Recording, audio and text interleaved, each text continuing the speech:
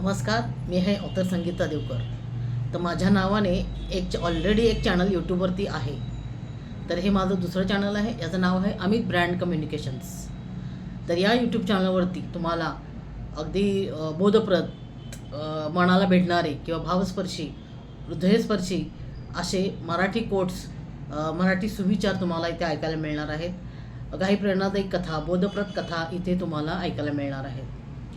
तुम्ही पॉझिटिव्हली विचार करत आयुष्य जगावं किंवा पॉझिटिव्हली प्रत्येक गोष्टीकडे पाहावं आणि त्यातून या माझ्या कथांमधून किंवा माझ्या या कोट्समधून काहीतरी तुम्हाला बोध मिळावा, एक प्रेरणा मिळावी, असा एक माझा छोटासा प्रयत्न. तर तसे एक थोडेफार व्हिडिओ या चॅनलवरती आहेत. ते तुम्हाला आवडले तर नक्कीच ते पहा आणि ऐका. त्या अगोदरचे जे व्हिडिओ होते त्याच्यामध्ये मी विदाऊट फेस केलं होतं. फक्त मी कोट्स टाकायचे, एखादी इमेज असायची त्याच्यावरती मी कोट्स टाकायचे.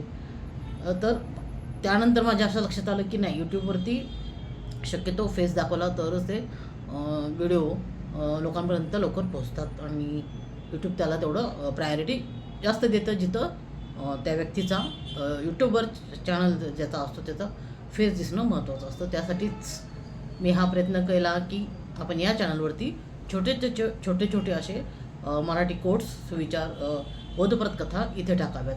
त्यामुळे तुम्ही जर या चॅनलवर नवीन असाल तर नक्कीच या चॅनलला आपल्याला सबस्क्राईब करा आणि व्हिडिओ कथा जर आवडली तरच पुढे लाईक आणि शेअर करा. तर सुरू करूयात आजच्या पहिल्या कथेला. छोटीशी शॉर्ट अशी छोटी कथा असणार आहे. कशी वाटते तुम्हाला नक्की सांगा. कसं होतं, आपल्या आयुष्यात आपल्याला बऱ्याच वेळेला अपयशाला सामोरं जावं लागतं. अपयशाने त्याच्यासोबत मग येतात अडचणी, मग संघर्ष. मग अशा वेळेस आपल्या आयुष्यातला तणाव खूप वाढतो. इतका वाढतो की माणूस कधी कधी नैराश्यामध्ये पण जातो. त्यामुळे एकापाठोपाठ एक येणाऱ्या अडचणी, तणाव, संघर्ष याच्यावर मात करता करता तो थकून जातो. आणि एक वेळ अशी येते की असं वाटतं की अरे, आपल्याच वाट्याला का एवढा संघर्ष आहे, का एवढा कठीण काळ आहे आपल्या आयुष्यात. याचा अर्थ असं झालं की माझ्या आयुष्यात काहीच चांगलं होत नाही, माझी वेळच खराब आहे का.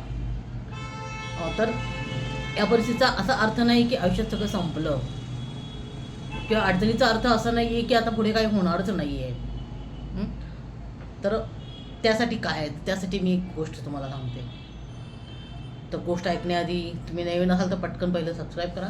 सबस्क्राईबच्या बेल आयकॉनवरती क्लिक करा आणि मग आवडली कथा तर पुढे मग ते लाईक करा व्हिडिओला. तर एक मूर्तिकार असतो. तो असाच एक दिवशी जंगलामधून चाललेला असतो. त्याला एक छानसा असा दगड दिसतो. आता जे कोणी आर्टिस्ट लोक असतात त्यांना त्यांच्या कामाचं काही दिसलं तर ते नक्कीच त्याचा वापर कसा होईल की त्यातून काय कलाकृती निर्माण करता येईल हेच पाहत असतो.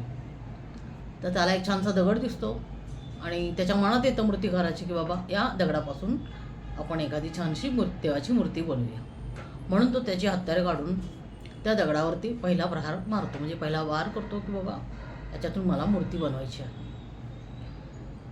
जेव्हा पहिला प्रहार त्या दगडावरती पडतो तेव्हा म्हणजे तो हातोडा जो मारतो तेव्हा त्या दगडातून आवाज येतो. त्या दगडातून आवाज येतो की तू माझ्यावरती प्रहार करू नकोस, तू दुसरा एखादा दगड निवडस, असं त्या दगडातून आवाज येतो. तर दगडातून असा आवाज आल्यावर मूर्तिकाराला वाटतं काय हे, म्हणजे आवाज आला दगडातून आला, ठीक आहे. त्यामुळे तो दगड सोडून देतो आणि पुढे जातो. पुढे गेल्यानंतर त्याला अजून एक दुसरा दगड दिसतो. तर तो ठरवतो की आता ह्या दगडाची आपण मूर्ती बनवूया. मग मूर्तिकार त्या दगडापासून एक सुंदर अशी छानशी मूर्ती तो बनवतो. मूर्ती बनवून तो दगड तो तिथंच ठेवतो आणि तो पुढे निघून जातो. पुढे निघून गेल्यानंतर त्याला एक तिथे छोटंसं गाव लागतं. त्या गावामध्ये नुकतंच एक मंदिर उभं केलेलं असतं आणि ते गाववाले ह्या मूर्तिकाराला बघतात आणि त्याला म्हणतात की आम्ही एक मंदिर गावात उभं केलेलं आहे आणि त्यासाठी आम्हाला मूर्ती हवी आहे. तेव्हा तो मूर्तिकार म्हणतो की चला माझ्यासोबत जंगलात चला, तिथे मी एक मूर्ती बनवून ठेवलेली आहे, ते आपण घेऊन येऊया. मग गाववाले त्याच्यासोबत जातात आणि त्यांनी ती देवाची बनवलेली सुंदर मूर्ती, दगडापासून बनवलेली मूर्ती ते गावकरी तिथे घेऊन येतात आणि मंदिरामध्ये तिची मूर्तीची स्थापना करतात. मूर्ती स्थापना झाली, मंदिरात हे केली. आता गावकऱ्यांना वाटायला लागतं की मूर्ती आहे तर मग देवाला नारळ वाहण्यासाठी अजून एखादा दगड लागणार. मग त्या मूर्तिकार म्हणतो की अजून एक असाच चांगला दगड आहे, मी जंगलामध्ये सोडून आलेलो आहे, तो दगडसुद्धा घेऊन या. मग गावाले जातात आणि पुन्हा तो जंगलातला दुसरा दगड घेऊन येतात. तो दगड घेऊन येतात आणि तिथे नारळ फोडण्यासाठी, देवाला नारळ वाहण्यासाठी तो दगड तिथं मंदिरात ठेवला जातो.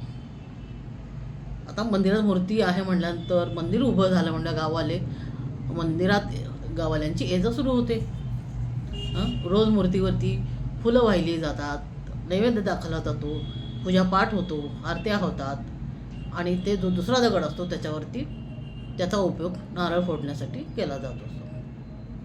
एक दिवस मग ज्या दगडावरती नारळ फोडत असतात लोक, तो दगड त्या मूर्तीला म्हणतो की तुझं बाबा खूप चांगलं आहे, तुझी लोक पूजा करतात, आरती करतात, तुला नैवेद्य दाखवतात, तुझ्यावर फुलं वाहतात, मनोभावे तुझी पूजा करतात, आणि मी मात्र दगड म्हणजे तो बोलतोय, आणि मी मात्र इथे बसलो आहे तुझ्यासमोर की मला फक्त नारळ तुला वाहण्यासाठी, नारळ फोडण्यासाठी माझा उपयोग केला जातो. त्यावेळेस ते मूर्ती असणारा दगड तो म्हणतो, जर तू मूर्तिकाराचा पहिला प्रहार सहन केला असतास तर आज तू माझ्या जागी असतास. म्हणजे जेव्हा मूर्तिकाराने पहिला दगड निवडला मूर्ती बनवण्यासाठी, तेव्हा त्याने तो वार सहन नाही केला. तो म्हणला की माझ्यावर तू काही एक वार करू नको, तू पुढे जा. हा जर वार ज्या पहिल्या दगडाने सहन केला असता तर नक्कीच त्याची जागा मूर्तीच्या ठिकाणी असती, बरोबर. तर या सगळ्याचा या गोष्टी अर्थ काय आहे की अडचणी, संघर्ष याचा मारा सहन करतो, जो सहन करतो ना तो एक ना एक दिवस यश मिळवतोच.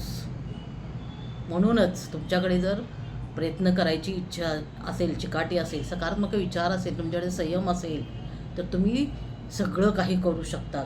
तुम्हाला जे साध्य करायचं आहे ते सुद्धा तुम्ही मिळवू शकता. परिस्थिती आज खराब आहे, नक्कीच खराब आहे, पण परिस्थितीचा तो मारा सहन करा आणि त्यातून सहन केल्यानंतर तुमच्या प्रयत्नाला यश येईल आणि नक्कीच त्यातून तुम्ही बाहेर पडाल. हे परिस्थिती आज जी खराब आहे तर उद्या नक्कीच ती चांगली असणार आहे, तुमची पण वेळ नक्कीच येणार आहे. तर कशी वाटली ही कथा नक्कीच कमेंट करून सांगा. व्हिडिओ आवडला असेल तरच लाईक करा आणि आपल्या चॅनलला नक्की सबस्क्राईब करा.